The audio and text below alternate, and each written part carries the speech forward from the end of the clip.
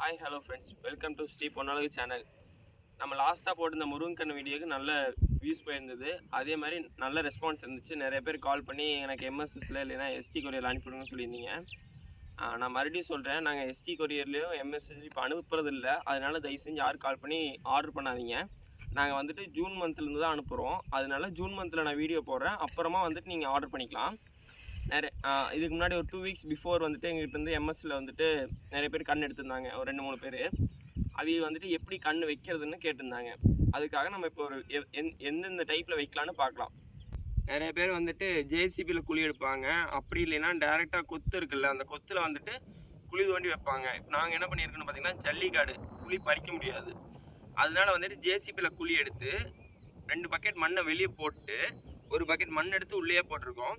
இந்த இடத்துல வந்து ஆல்ரெடி வந்துட்டு 250 முருங்கை நட்டுருக்கோம். அந்த நடவு பண்ணதில் 250 கண்ணில் ஒரு 2 கன்று பட்டு போச்சு. அந்த கன்று நட்ட கண்ணுக்கு தான் நம்ம இப்போ நட போகிறோம். நான் இப்போ எப்படி நடுறேன்னு சொல்கிறேன். இந்த கொத்தில் வந்துட்டு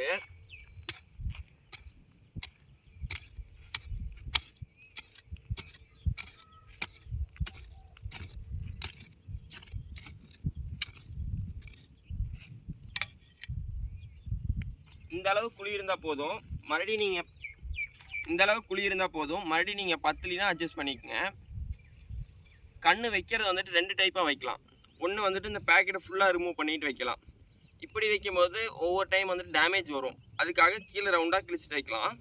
இப்போ வந்துட்டு என்ன பண்ணலான்னா, இது எப்படி ஃபுல்லாக கிழிச்சிட்டு வைக்கலாம் அப்படின்னு பார்க்கலாம்.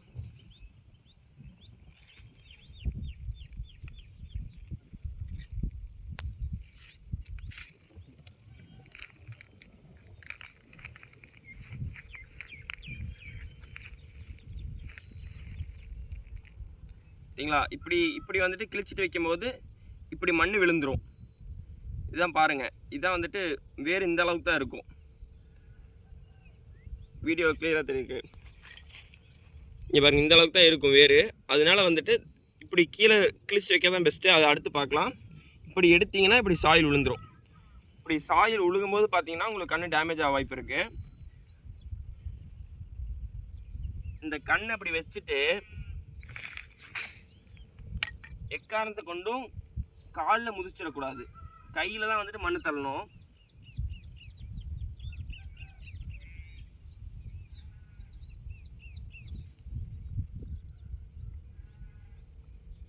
அவ்வளோதான்.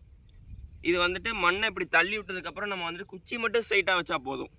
இப்படி நட்டதுக்கப்புறம் நம்ம ஒன்றும் இப்படி காலில் போய் முதிக்கூடாது.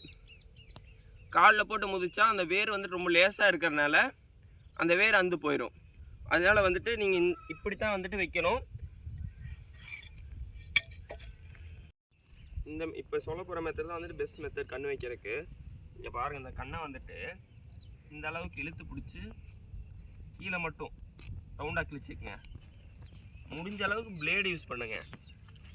பிளேடு இல்லைன்னா ரொம்ப ஷார்ப்பானது யூஸ் பண்ணிங்கன்னா தான் வந்துட்டு டக்குன்னு வந்துட்டு எடுக்க முடியும் டேமேஜ் இல்லாமல்.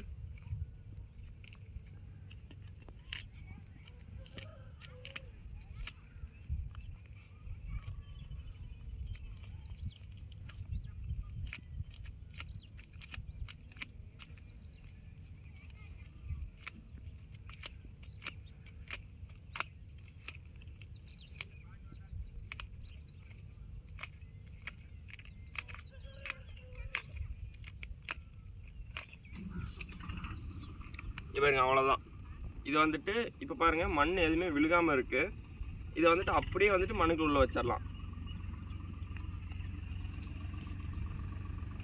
அதே மாதிரி இங்கே பாருங்கள், வேர் எப்படி சைடில் வேர் வந்திருக்குங்க.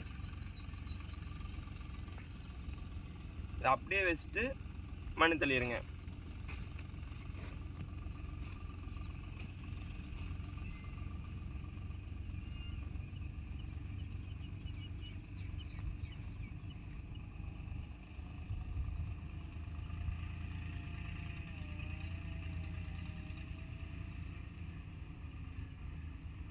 அந்த பேக்கெட் மறையிற அளவுக்கு மண் தள்ளிங்கன்னா போதும். இது வந்துட்டு சைடில் கிழிக்கும் போது என்ன ஆகும்னா, அந்த மண் வேறு விழுகும் போது கண் வந்து டேமேஜ் ஆகும். இப்படி வச்சிங்கன்னா கண் டேமேஜ் ஆகாது. அதே மாதிரி இதுக்கு மண் வந்துட்டு கையில் தான் தள்ளணும், காலில் போட்டு முதிக்கக்கூடாது. நீங்கள் காலில் போட்டு இப்படி இந்த சைடில் இப்படி குச்சி ஆடுதுன்னு இந்த சைடு முதிச்சிங்கன்னா கண் கண்டிப்பாக டேமேஜ் ஆகிடும். ஏன்னு கேட்டால் அந்த மண்ணோட வேர் உடஞ்சி போய் கண் டேமேஜ் ஆக வாய்ப்பு இருக்குது. அதே மாதிரி கண் இவ்வளோ வளர்த்தியாக இருக்குன்னா ஒரு பிரச்சனையும் இல்லை. நீங்கள் உங்களுக்கு கட்ரு அல்லைனா கத்தியால் வந்துட்டு இதை கட் பண்ணி எடுத்துக்கேன். இப்போ வேறு ஒன்றும் இல்லை, அதனால் பிளேடில் கட் பண்ணி எடுக்கிறேன். இப்படி இது வளர்த்தியாக கண் இப்படி கட் பண்ணி எடுத்துட்டிங்கன்னா இதில் இருக்கிறது ஃபுல்லாமே இந்த இடத்துல குறுத்து வர ஆரம்பிச்சிடும். நீங்கள் தண்ணி விட இது ஃபுல்லாகவே குறுத்து வர ஆரம்பிச்சிடும். அதே மாதிரி கண் வச்சு ஒரு 10 நிமிஷம் 5 நிமிஷத்தில் தண்ணி விட ஆரம்பிச்சிருங்க. இங்கே பாருங்க, இந்த பக்கம் பாருங்கள், இந்த முருங்கன்லாம் வச்சுட்டு 30லேருந்து 40 நாள் ஆச்சு. இது எல்லாமே பாருங்கள், முருங்கன் வந்துட்டு எந்த அளவுக்கு நல்லா தளைஞ்சு வந்திருக்குதுன்னு. 30லேருந்து 40 நாள் இந்த அளவுக்கு வந்துடும். இப்போ வரைக்கும் என்ன உரம் கொடுத்துருப்பேன்னு நீங்கள் கேட்கலாம். இது வரைக்கும் நாங்கள் எந்த உரமே தரல. இனிமேல் அப்கமிங் வீடியோஸில் இது எப்படி வந்துட்டு இதுக்கு உரம் கொடுத்து எப்படிலாம் வந்துட்டு பூச்சியிலேருந்து பாதுகாக்கலாம், என்னென்ன மருந்து தரலாம், என்னென்ன பெஸ்டிசைட்ஸ் தரலாம், அப்கமிங் வீடியோஸில் பார்க்கலாம். அதே மாதிரி நேற்று எனக்கு ஒருத்தர் கால் பண்ணி என்ன டிஸ்டன்ஸில் வைக்கலாம் அப்படின்னு கேட்டிருந்தீங்க. எந்த டிஸ்டன்ஸில் வேணாலும் வைக்கலாம், அவங்க விருப்பப்படி என்னென்ன டிஸ்டன்ஸ்லாம் வைக்கலாம். 5, 10 வைக்கலாம், அது மாதிரி நிறைய டிஸ்டன்ஸில் வைக்கலாம். என்னென்ன டிஸ்டன்ஸில் வைக்கலாம், எப்படிலாம் ட்ரிப் இரிகேஷன் தரலான்னு அப்கமிங் வீடியோஸில் பார்க்கலாம்.